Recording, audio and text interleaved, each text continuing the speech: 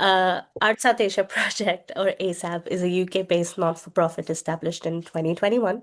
We support the infrastructure of modern and contemporary visual and applied arts in South Asia by facilitating and expanding networks of collaboration and research. We work between South Asia and the UK, offering grants and creating collaborative programs focused on research, archiving, and publication. We also promote professional development through workshops, symposia, and fellowships. In 2024, ASAP embarked on Art Exchange Moving Image Program in collaboration with the British Council and Lux Moving Image.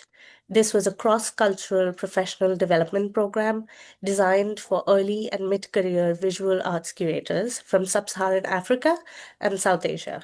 Art South Asia project came on board for the South Asian outfit, and curators were selected through an open call from Bangladesh, India, Nepal, Pakistan, and Sri Lanka.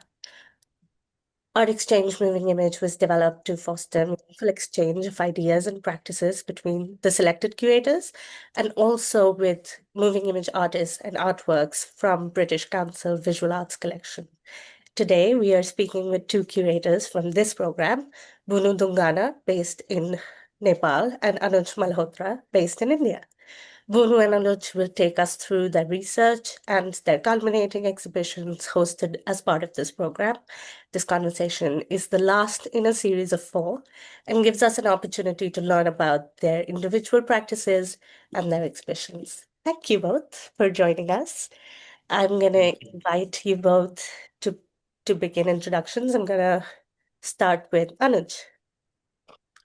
Thank you so much, Kuhu, Noor, and thank you Art South Asia Project for this invitation to this conversation. Very eager to really discuss this with Bunu, who's been a friend now through the residency, through the program, and always been very eager about her practice as a curator, as an artist. Have gotten to learn a lot.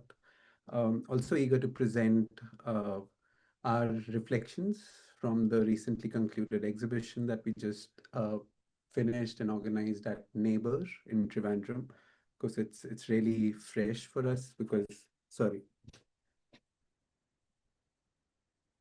So it's really fresh for us because it just finished 10 days ago.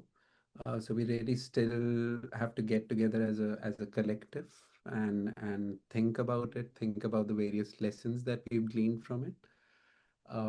But I think there are various intuitive responses and intuitive realizations that have come up for us through the organization of the exhibition, through the whole project, really, which I'm very eager to share with all of you today. So thank you for the invitation. Thank you. Bunu. Hi. Thank you, Anuj. Hi, everyone. Thank you for joining us. Thank you, ASAP, for inviting us, both reluctant people to talk. But it's really been great. As opposed to Anuj, who just concluded his exhibition. Our exhibition happened last year in May, and since then a lot has happened in the country, in our lives. But for me, it was very interesting again to go back to the exhibition to look at what we had, collectively managed to do. I might not be able to talk about everything, but I'll try my best. And also to do this with Anuj, who's also been a collaborator in the exhibition that we curated here. So yeah, thank you again. Thank you both. So in terms of the format, we're going to begin with your presentations. So I'm going to start with Bunu. Over to you. Please share your screen whenever you're ready. I'm ready.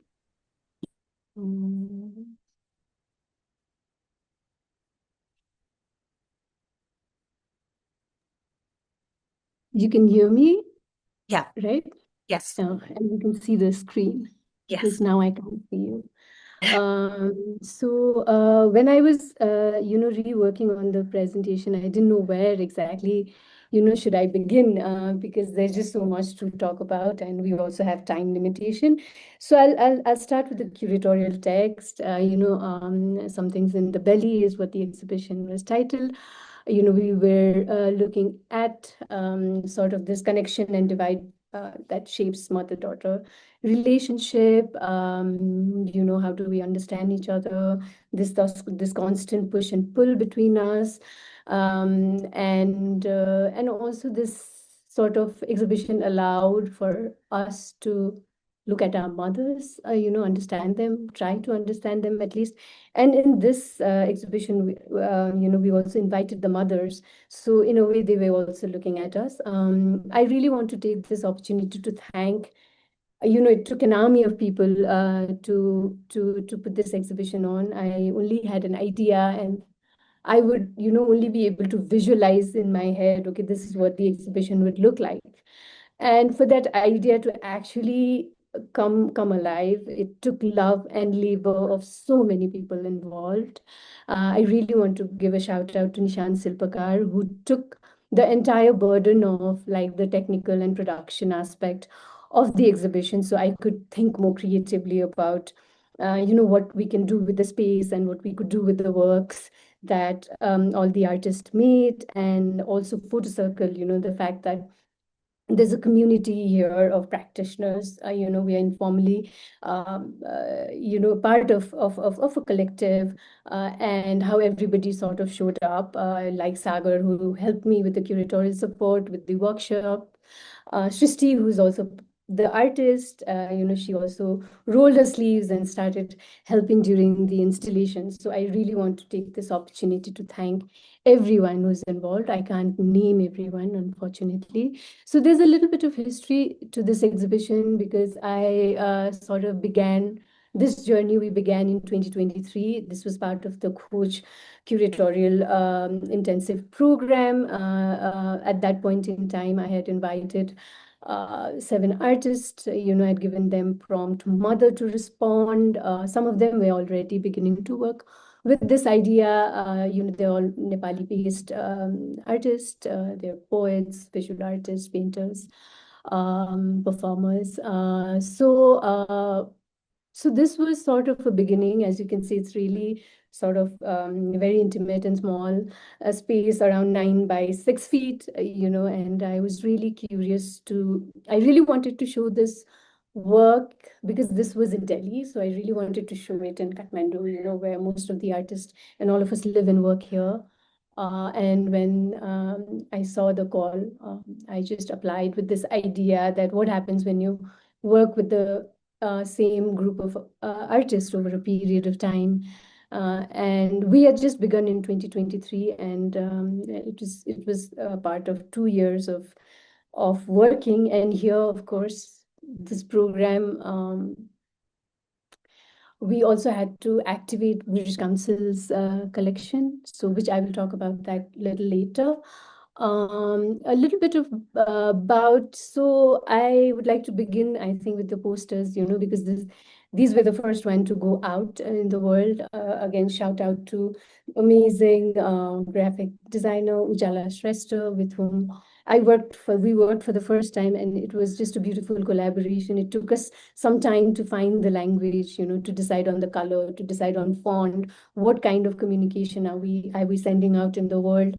And this time I was very sure I wanted to involve artists in every as far as possible in every step of the way, to just hear their feedback, even with the posters, with the color. There's a WhatsApp group where we would constantly share, and when the first poster, Something's in the Belly, with Shraddha Devkota, who's present here today, thank you, we used her video still, and I got interesting feedback saying this looks very distant, and you're talking about mother-daughter. So I felt that also worked, because there's this constant push and pull, right?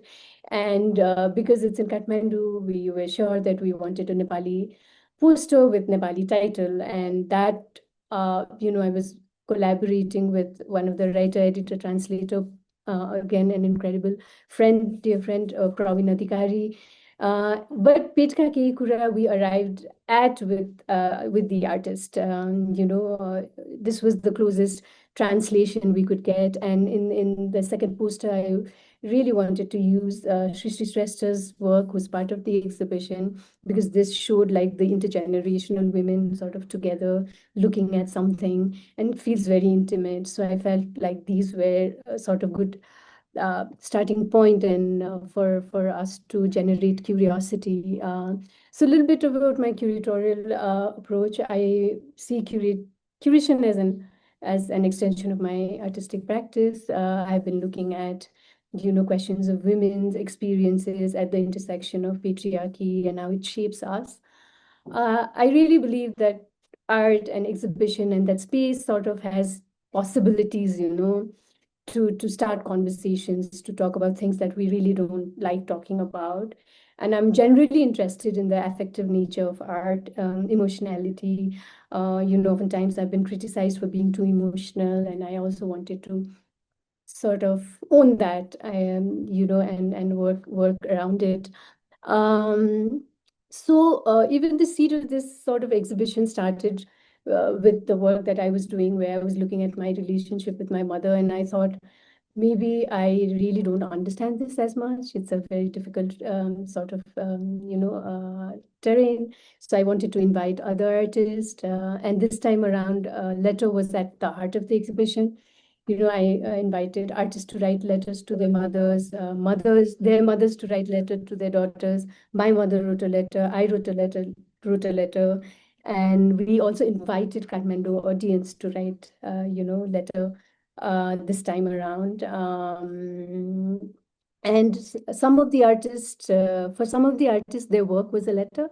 Some of us actually wrote letters. So for me, curation, I feel, is just not just about presenting like a finished body of work, but it's like holding space, space for vulnerability, intuition, our insecurities, our doubt. I think I felt like I was also held by the artists around us, their trust in me and this idea that I had, and this complete trust for over a period of time.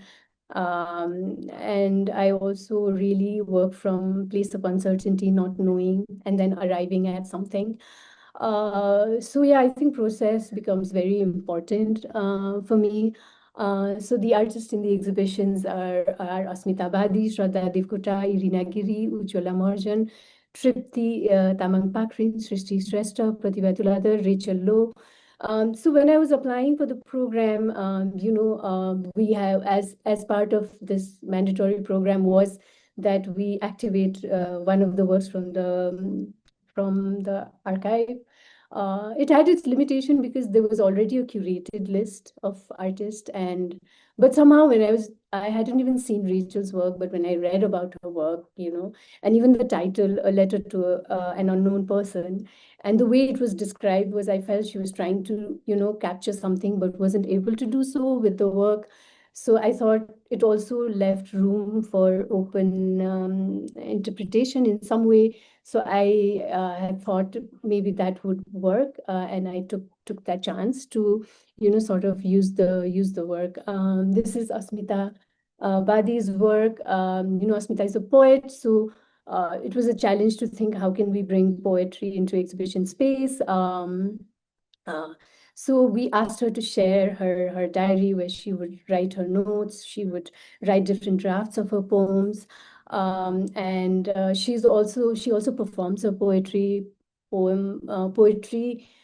her is as means of activation, activism, because she comes from a Dalit and further marginalized Badi community. So here she's sort of her experience with her mother is very different from the rest of the artists here. There are some similarities, but she hasn't been able to spend as much time with her mother because her mother was always away working, and she came to Kathmandu when she was very young. So we showed two of her poem, one where she talks about, is life but breath? For my mother, is breathing just life? What about her desires? These are questions that she's asking. And in another, she talks about silences, in those silences that she has between her mother and herself, but there's just so much that is being said. Um, And for writers, table chair becomes very integral part of the process. So we thought, if we put a table chair, it would be, it would do justice. This is Shraddha Devpura's work, where Shraddha is also trying to understand how a mother learned to become a mother without having a mother. And it was very interesting that Shraddha's mother in her letter wrote about her experience of being a mother without having a mother. So they were also having some kind of conversation within the space. She was also trying to question what it means to give hand when her mother gave her hand to her husband during the wedding. So they were a durational performance video. We have Irina Giri, for whom it was very difficult to talk about her relationship with her mother. So she used other artists' poems and converted them to a sound piece. This is Rachel's work, where we see that she's trying to, trace something with her hand, and she's unable to do so. And I felt this somehow was what we were trying to do. We are trying to communicate with each other through this exhibition in some way, and trying and failing, and oftentimes succeeding. So I think a lot of people also had questions about this work, but there were some people, like one of the university professor, at KU, said this was like a linchpin in the show somehow. Then this is Ujjwala Moharjan's work. This particular space where Ujjwala and Tripti's work was placed, this was like the starting point for me to beginning to imagine what the exhibition might look like, because she had told me she wanted to create a living room, something that looks like a living room. And Tripti was sure that she wanted to install a kitchenette that sort of monumentalizes her mother's labor of running a hotel that is also a home. And they were both talking about smell. She was talking about smell of masala, and Ujjwala was talking about smell of mustard, jasmine, hing. So somehow for me, it was easier to start visualizing this here. Ujjwala also didn't want to write a letter, so we put her a diary entry, which she says is a letter to her mother. She had made these small videos of her everyday interaction with her mother, singing, dancing, fighting, going out, having fun. And it was interesting for us to see that she's a poet and a writer, and how she wanted to use moving image and video work this time around. This is Tripti Pakrin's work, where she looks at her three parents, her two mothers and her father. She said that her mother didn't exist in each other's album, so through her work she wanted to create an album. Even the film is, she didn't write a letter, but she was also, her narration was almost like she's addressing as a letter. And this is the installation of her mother's kitchen. Um, and this is Srishti Shrestha's work, Take Care. Srishti is a painter. I think this work brought a little lightness in the show, which was emotionally quite heavy. Srishti looks at the smaller, everyday life around her, her aunts, her mother, her sister, herself, insects, fruits, and something very interesting and common between Srishti and Ujjwala is like how mother is not just biological mother, but the aunts and grandmothers, the work also reflected that. And even in Srishti's mother, when she writes a letter, she says, your aunts miss you, and that is so reflective of her in the work as well. This is Pratibha Tuladar's work. For Pratibha, this time she said she wanted an installation because her mother is the one who reads the most in the house, but she doesn't have a table and a chair. So she wanted to create a table and a chair with her books, her photographs, and Pratibha's work, her short stories, her poems, the letter she had written to her mother, the letter her mother had written to her. So, and we'd created a space where people could sit and write. And, even now, when I look back at these photos, just people would just sit there and write for longest period of time, really invested in, and all the letters have like so much of themselves, their conflict, their love. for their mother. And so beginning, we began with 4 letters, one letter by Shraddha, one by Smita, one by Irina and me. And in the end, we had like a wall full of letters, and then in the letter box, because there was an option, either they could take it with them, they could tear it, they could put it in the box, they could, stick it in the wall. I think people were very generous to, give themselves, and their thinking and their emotions to us like this. We also had a comment book where people could, write what they thought about the exhibition. Along with that, we did some public programming. We did artist talk, performance workshops, and screening. We did moving image workshop with Anuj, Sylvia, Priya, who have a very unique sort of practices of moving images. We had Benjamin Cook from the program, who's very invested in ontology of moving images. We had Rajan, who came in to talk about editing. And there was a lot of interest. We began with big cohort of people who would come, and towards the end, we had a small number of people, but they all ended up making work, which we shared with some of the practitioners here, in Kathmandu around moving image film university. So most of them are MFA students from Kathmandu University.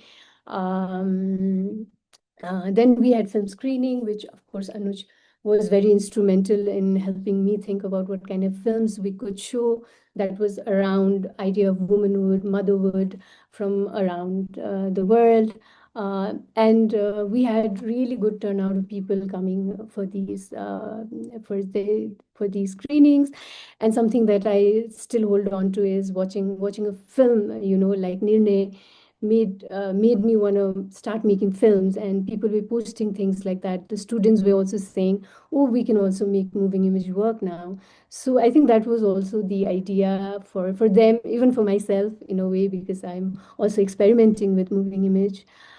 We had talks with in-person talks with the artist, online talks with Shraddha and Tripti, Irina, who presented her work, her practice as a filmmaker, as a video artist, Urja, who presented on the feminist theory and how our women looked at within film. So we also had a performance by Ujjwala. There were a lot of school students who came engaged. There were students from colleges, universities, different women's group. So it was incredible to see like people coming in and spending a lot of time in the exhibition, in the work, in writing about their feelings. And these are very special because this is Ujjwala's mother, coming and seeing her work. This was Tripti's mother, who came many times to the exhibition to see the works, not just her daughter's work, but everyone else's work. This is Shraddha's mother with her friends who came. This is my mother, who was happily looking at what she's written. This is our friend who came with her daughter. So it was very interesting to see, how exhibition, once it's out, how people come and make it their own. And I wanted to include some of the screenshots because Google Meet was where we all met for the first time in 2023. This is after the exhibition. I wanted their feedback, all the artists, and they kept me in their toes, because I remember Tripti telling me, oh, I want the light there a certain way, there's no light in this part of my installation. Why is my dhanya almost dying? To Shraddha telling me I need that canvas in the show somewhere, to Srishti rolling up her sleeves to help during the installation, Pratibha checking on me, time and again, and us checking on each other. So we started with love, so we wanted to end with love. And this is when we all just hung out a couple of months ago just to check on each other. So yeah, this is what it is. Thank you. Thank you so much, Bunu. That was lovely. Anuj, would you like to go?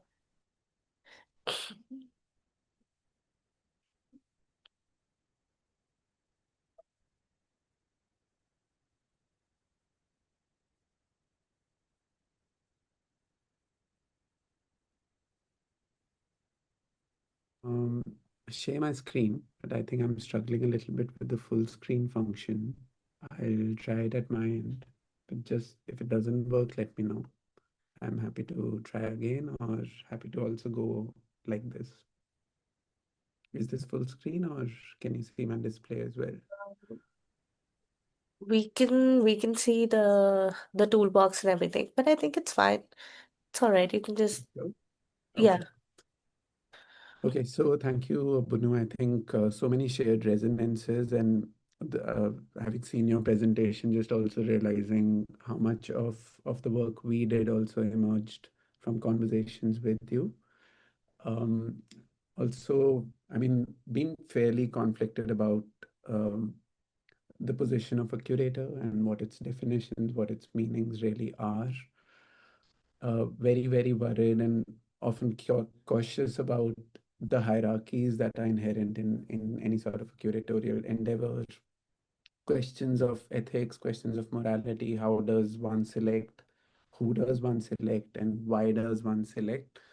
And so I feel like one of the ways in which we've been trying to really think of this question or think of these questions really is um, by working collectively. I actually work as part of a larger collective, which started as a more conventional film society called Light Cube.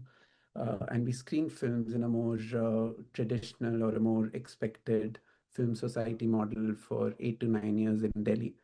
But eventually realized that we'd ended up reinforcing a lot of the hierarchies and structures that we always wanted to move away from. And so around 2021, we started transitioning to a collective, which is very much an outgrowth of Light Cube, but still a little different. And it's called Kaddukas. And in Kaddukas, what a form of making has really been is to imagine space in itself as a possible medium. How is it that space can be reclaimed as an artwork? So when I hear you speak so much about how spaces can be made and exist, I think it's deeply inspiring and deeply encouraging. So we really started thinking of curation as a conscious mechanism of sharing, healing, breathing, expansion. To really think of whether curation can become an exercise in space making and space not in the sense of physical or rigid contours, but almost like this amorphous liquid space that can expand and accommodate anyone who wishes to enter into it, access it, use it, enjoy it. Um, and I feel like the occasion of the art exchange moving image residency also came at a very right time during our own practice, because we've been wondering about what curation can mean for us, can constitute for us. But we've also had these lineage or this history of working on projects for the last 4 or 5 years, which investigate how cinema is preserved in a context like South Asia, where formal archives do not exist, where most of the material evidences, material prints of cinema, um, a lot of the paraphernalia has now been lost to time. For example, it's a documented fact that 97% of the films that were made during the silent era are now lost. A number of other films have also not been formally archived or canonized. So, film really survives as a series of whispers, as a series of spoken oral truths that are almost afloat in the air. And we were really thinking of how film is sustained, shared, circulated in a culture like ours, where the material evidence no longer survives. Is it possible, therefore, for us to start thinking of film as folklore, to start thinking of urban legend and gossip and rumor as valid forms of preservation and archiving? These are the two realms that I think began to intersect because of the occasion of this project with the um, art exchange moving image, because we were interested in space as a form, and we were also thinking of how a space can be pregnant with all of these energies, um, these forms of knowledge or these histories which are not visible but which can be sensed. For example, with cinema. So I think this really was the question from which we started this project and started really this investigation into what curation can mean. I really feel like we've been using the word exhibition a lot. Um, and I feel that obviously arises from the idea to exhibit, to put on display, and how it really prioritizes the eye as the chief organ of perception. And we really, I'm really beginning to think that I feel exhibition, the word in itself is used almost in an operative way often to describe all of these events. But also wondering because we just finished 10 to 11 days ago of whether we actually put up an exhibition or whether we were actually making a space, which is the distinction that I described earlier. And with in terms of really imagining how cinema really sustains and also using this project as an opportunity to research what are the indigenous and what are the homegrown methods by which cinema survives within our territorial and geographical and spiritual contexts. I was also thinking of how we need to unlearn a lot of the assumptions that exist around cinema and film culture around the world, and which are often shared with us as prescriptions that we need to inherit. So we really wanted to think that the idea is not to inherit the multitude of givens, to not think of cinema just as a visual medium that can be seen or is visible to the eye, even its status as a representational or an indexical form, the apparatus that surrounds us. There's so much fetishization of a projector and a camera and how those are the only means through which cinema is circulated or seen. But to really think of it as an existential mystery that performs almost a haunting upon a space. And so the question with this exhibition and when we were designing it was whether it's possible to really arrive at an alignment, some sort of a combination of these two interests.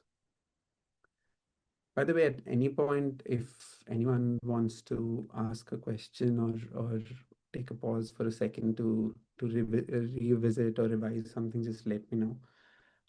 Also, I can't see the time, so Kuhu, just let me know if I'm going overboard. Yeah. Okay.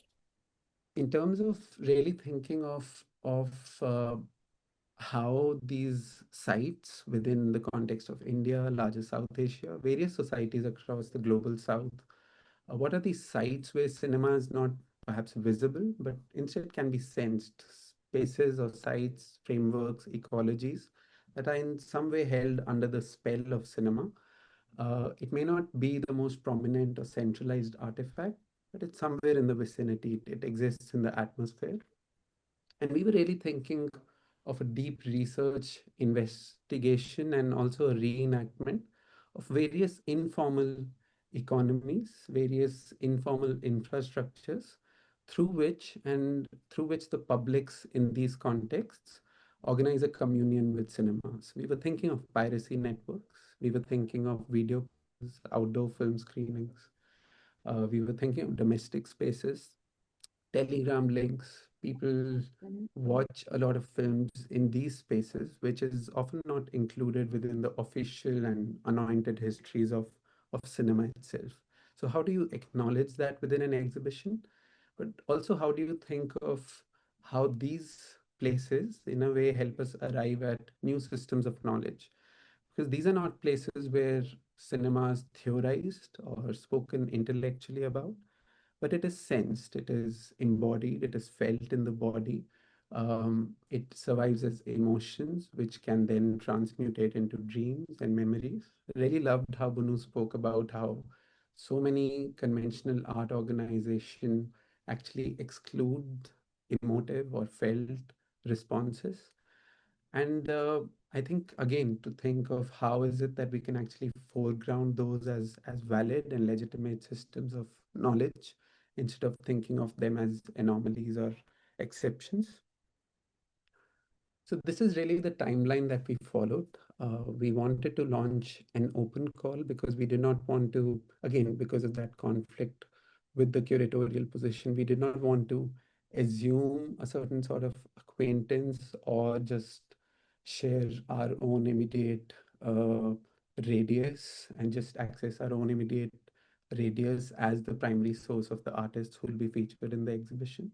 So we wanted to really reach out to as wide a group of people and see what kind of responses we can elicit to form the cohort of artists who will participate in the exhibition.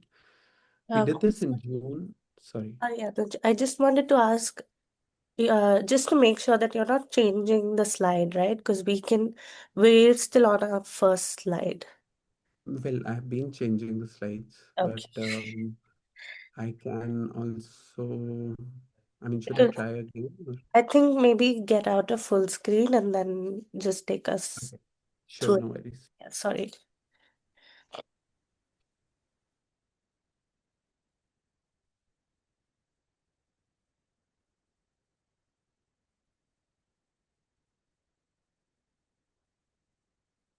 I took a lot of time to design those slides. Sorry. But I realized after you started talking about the open call that maybe, cool. yeah. Can you see this now? Yeah, we can. These were the earlier slides, guys. But anyways, okay. So we did the open call in July last year and actually launched it in June, went up till August. And once the cohort was formed, we engaged with them very, very actively. Again, very similar to the process that I think Bunu had followed of meeting with them on a weekly basis, exchanging not just about the works that we wanted to produce, but really our anxieties and our hopes as individuals. Also invited a number of very interesting figures as mentors who could speak to the artists and share details of their own practice. And in the final leg of the project, we entered the exhibition, which took place at Neighbor in January and February this year, which is uh, basically a couple of weeks ago. These were the posters that we issued for the open call. We received incredible responses, basically around 60 to 70 responses, from which we, in a way, arrived at a final cohort of five individuals, five artists who were either of South Asian origin or were based out of South Asia, worked in these contexts, because I think we wanted to kind of work from a shared consciousness for the project and in terms of how we were involved in the process of making the works. These are some of the screenshots from the conversations that took place over a period of 4 to 5 months. So what we also did with the project was, because we were thinking of cinema again as a remembered object, as a folkloric object. So really to think of questions of ownership or authorship within these contexts, who really makes and whether they are individual authors of the work, or whether the film, because it's a remembered object and not really a made object, is it actually made together? So we really wanted to enter a more folkloric process of making within the project and see if it's possible to make collectively within cinema. So we installed this process of sequential making, where in a way we played a game of exquisite cops, almost like a game of Chinese whispers, where an original film that was borrowed from the British Council collection called Persistent Visions was set in motion along a sequence where each artist was in a way allowed to inherit the work, respond to it, and then share the response with the next artist in the sequence. So this is the sequence that the artists themselves arrived at. Erica Tan, who made Persistent Visions, was obviously at the origin or the source of this sequence. Then Fahad Naveed followed, Lel, Ishan, Shraddha, Megan, they basically responded to each other's work. But like folklore, it never followed a sequence or a line. And in the end became a bit of a scramble as we had hoped, to the point that I think everyone's works carries echoes and resemblances of everyone else's work, signatures and handprints of everyone's sensibilities and subjectivities, to the point that I feel like by the end of the project, it's very difficult to distinguish who made what and who the individual authors are. these were the works that were featured. I think for a lack of time, I'll basically go through it. Kuhu, do we have 5 more minutes or? Yeah, 5 more minutes we have. Cool. So these were works that meditated uh, on aspects of piracy, how that diffuses ownership, how that diffuses even fixed or rigid memories of cinema as are often held within formal museums or archives. Works that basically posited how cinema can be positioned and placed at informal sites. For example, this was a work that actually was designed as a travel vlog, which takes the maker, the artist, to a Sufi shrine in Karachi, and really thinks of how devotion can, in a way, become a creative act, of how worship can, in a way, generate work in and by itself. Sound works that again examined histories of plagiarism. Shraddha's work, which really investigates how memory distorts scales, how memory exists both as an individual and a shared artifact. Again, deeply tied with and aligned with the different questions that the exhibition as a whole was trying to ask. Megan's work, which again thinks of the whole nature of image making and how that can often become a collaborative, but also often an extractive process, which is what the title in a way indicates. The exhibition and its design was based in the grammar of a flea market, because we wanted to really invoke the idea of found objects, objects that are found in a state of circulation. Very difficult to figure out who the original owner might have been, who it might be inherited to, and which hands have touched it. So it was really based on a fiction that developed out of research that emerged from our field trips to the flea markets in Bangalore, especially this place called Chickpet. And this fiction is available to read for anyone who might be interested. Happy to hold this for 5 seconds or 10 if someone wants. And so the project was really thinking in terms of how memories, which are infected with the consciousness of cinema, are inherited generationally through culture, how they, in a way, impress themselves and register themselves in the bodies of the people who constitute this culture, how they become its carriers, how they become living archives, as opposed to enclosed, hermetically sealed archives in brick and mortar buildings. How is it possible that the psyches, the psychologies, the dreams of people who live in a culture become the archives which help sustain and then transmit cinematic objects and cinematic memory across time? One of the most important questions that had come up repeatedly during the residency as well was, how do you station film objects or audiovisual objects in a gallery-like setup? Because film is essentially thought of as a durational artifact, but the nature of the gallery is that it never allows anyone, or it rarely allows people to actually sit and settle and watch the entirety of the work. So how is it that you communicate the essence of a durational artifact in what is essentially a space? And since our larger practice as Kadukas is involved with the design and creation of spaces, we started to think of if it's possible to resolve a durational question through a spatial answer. Was it possible that we arrive at a design for the exhibition that actually arises from the essence or the nature of the works themselves? So what I can do quickly is, because in any case, the idea here was that a lot of the visitors to the space feel a lot more and see what arises within them because of their encounter with the space. I could just share certain images that I think emerged from our documentation with the exhibition.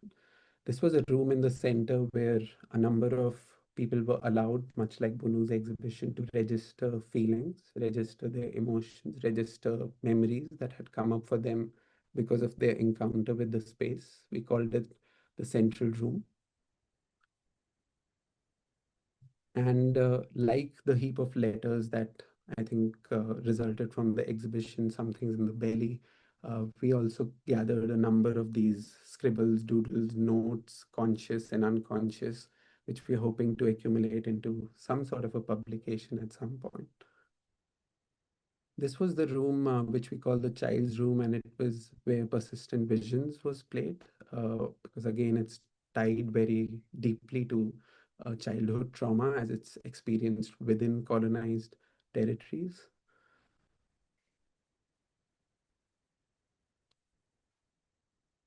And much like the grammar of the flea market, we were really working with a lot of scatter, with a lot of accumulation deposits, which were not set in the space in any linear or organized order, but as chaos that people were allowed to touch, interact with, change, and take from as they pleased. We placed Fahad's work in an informal cyber cafe where, again, which was a transient liminal site where a number of piracy or pirate related gestures were performed within the society at least 10 to 20 years ago, and I suppose even now. And again, people were allowed to leave a number of their own deposits or responses to the space in the various artifacts that had been littered there. For example, a personal diary where a number of people left messages, but also grocery lists. The Sufi shrine, like I had mentioned for Lael's work.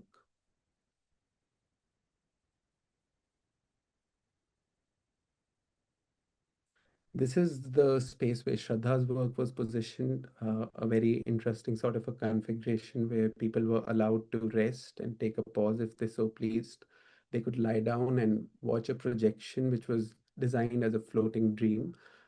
They could also engage with the various other elements of Shraddha's work. For example, a mirror that she very almost at the last minute integrated into her larger space. And the work in general is about reflection, about distortion of scales. And this was a domestic space in which we wanted to station cinema. Megan's work, which was the final work in the sequence, was stationed in an outdoor film screening sort of a setup, very material in the sense of it using a blue tarpaulin, all of these construction site materials, the red chairs, which are such prominent markers of film society and film society screenings. We also screen printed a number of newspaper articles, historical material into the literal walls of the gallery to really think of this idea of the space in itself as a live archive. And in terms of the programming, again, we did an open house with the artists, walkthroughs, film screenings that also meditated on the idea of cinema as a consciousness as opposed to a rigid or a fixed object.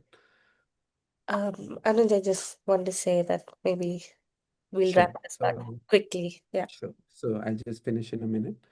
So, and again, like discussions of the Film Society movement in Kerala, and we invited artist Moshimi Bhaumik to think of the idea of a traveling archive that develops as the archivist is in a state of motion as opposed to being fixed in a specific location.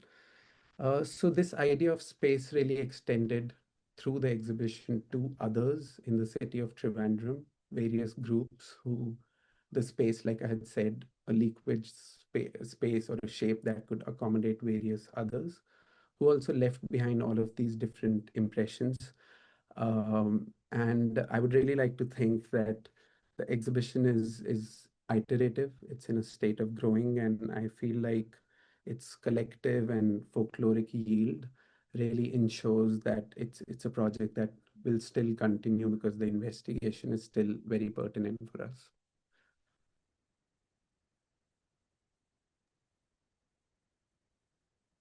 Thank you. Yeah. Thank you so much, both. It was really lovely to see what you developed, how, I mean, you've really thought about it in depth and created such wonderful exhibitions. And I was lucky enough to be part of, be an audience for Anuj's show, and I was, yeah, thank you so much for sharing. I wanted to begin by asking that we saw in the presentations that both of you focused on collaborations, and I wanted to ask about why you thought that that intervention was important, because we know, we know that it's important that the exhibition is not passive, that the audience engages with it, that they're active participants. But even in the making of the exhibition, in both of your cases, they were very collaborative. And I also think that you, even though you focused on collaborations, you both did it very differently. So I think the audience would benefit from knowing that difference and why. Yeah, whoever would like to take that first.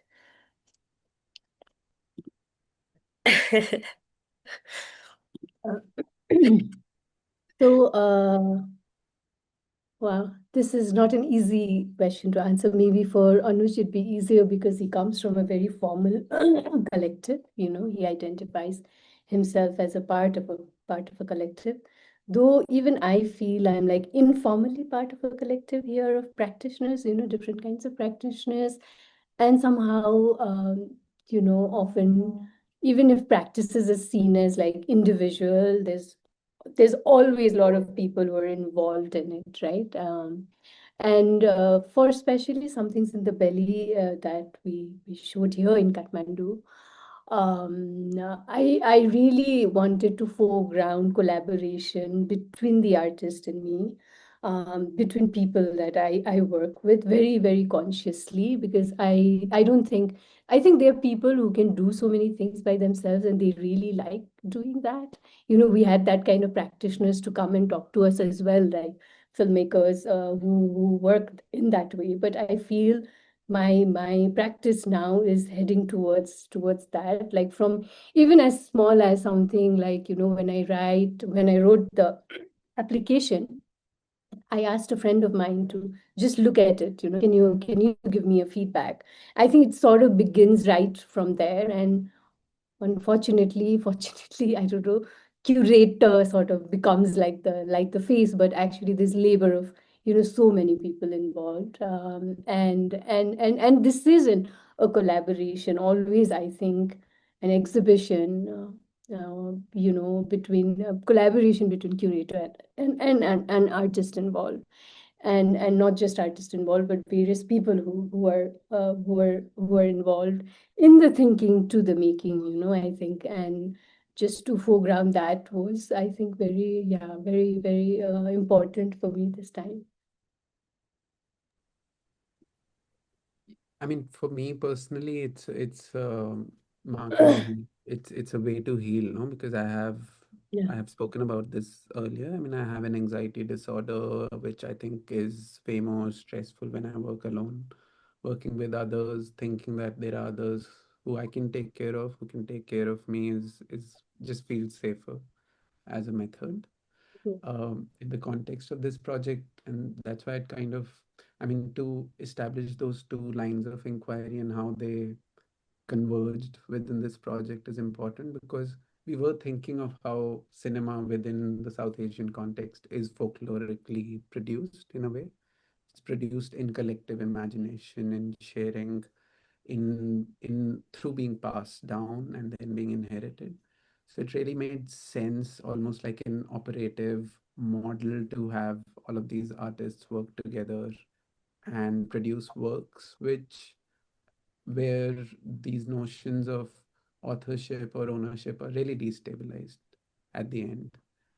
Even in the design, like you've been to the exhibition, there are conscious leakages, like sound from one work leaks into another, um, objects from one place leak into another, scent which you can't hold or contain leaks from Lel's space to another space. So it's almost as if each artist, even during the exhibition or within the space, is consistently impressing themselves upon the other. So it works both as a personal preference because it feels safer, but also just is very suited to the particular artistic inquiry within this project, I think. Mhm. Thank you. Just in the interest of time, I have asked the audiences to please give in their questions. We don't have any yet, but we had decided that the last of the questions in our moderation will be that both of you would ask each other a question. So, Bunu, would you like to ask yours to Anush? And if there aren't any questions, then maybe we can close with your questions.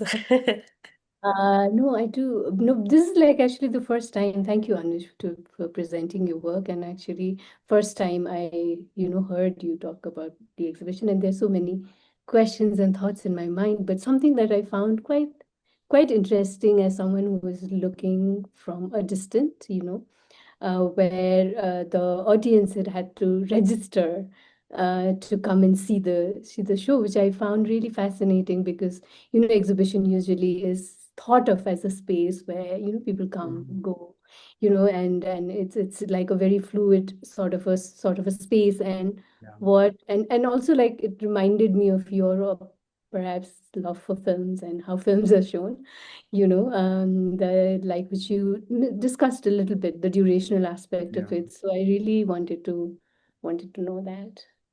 Thanks for asking that. I know I'd given you a different answer yesterday, but I feel it's also I feel like in terms of how you frame the question today, there's a new answer, which I feel is that we were hoping that people don't engage with it through linguistic or verbal terms, that they actually feel or sense the space. Um, and I thought, like, we all thought that I feel like setting a certain durational contract there will help intensify that possibility of actually of beginning to feel something within the space. So they were registering not just to attend this show at Neighbor, but also to attend it for 90 minutes. Those were that had also been declared, that we were almost conducting this as, like, you recognized film shows or a theater production which conducts 2 shows a day. And we would open at 3 p.m. because we recognize that that's again like a liminal space of dreaming, sleeping, and at 7 p.m. because Trivandrum sleeps early. And those were the 2 slots which we offered to everyone. And because the space was meant to be rendered through this intense sensory experience, it was important that it didn't become too crowded. And Neighbor really offers to a more, I mean, at least I felt it offers itself to a more intimate and a smaller gathering within the space at any given point in time. So we'd also capped the entry at 5. So that's why we needed to know who those or whether those 5 people are coming, because I don't think the space in itself could have held walk-ins, like you said, in the context of conventional exhibitions where people drift in and out whenever. I feel like that might have led to a certain dilution of experience that we didn't require, or that wouldn't have been useful for our exhibition or for the space. So I think that might be what the logic of it was, but something to keep thinking of, I feel. Thank you. Thank And it's your question to Bunu. I wonder. you. No, Bunu, I think I noticed that I think the very first line of the slide in your presentation was that curation is artistic practice or something to that effect. And I'm actually because that's how also I engaged with you for the first time and came to know you through your photographic practice. So I recognized you or gain acquaintance of you as an artist who often also works individually. I'm curious about how this exhibition fits within the lineage of your artistic practice and inquiry. Mm. Yeah, I think curation just sort of happened, by accident in so many ways. In Kathmandu, where we are mostly learning by doing. We're doing things and learning along the way. And in that, I wasn't very conscious that I was curating. I was, but that sort of had begun quite a couple of years ago. But and then uh, one of sort of official co-curation happened with Growing Like a Tree Center Letter, which I co-curated with Sadia Mariam Rupa from Bangladesh and Surya Bhura. So, I think that sort of began my journey into curation, where that sort of collaborative aspect that sort of expanded beyond just Kathmandu, and I I really, yeah, I really thought this method or this methodology is quite an interesting,